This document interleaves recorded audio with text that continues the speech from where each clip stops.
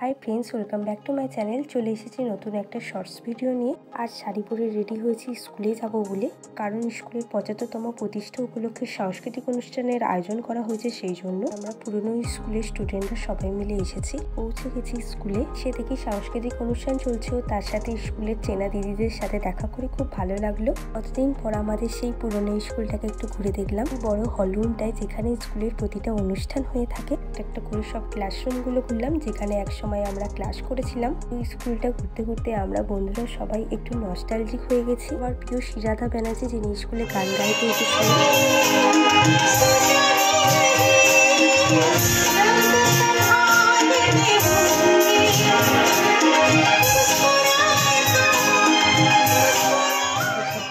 কারণে স্কুলের বাইরে বন্ধুদের সাথে একটু আড্ডা চলছিল।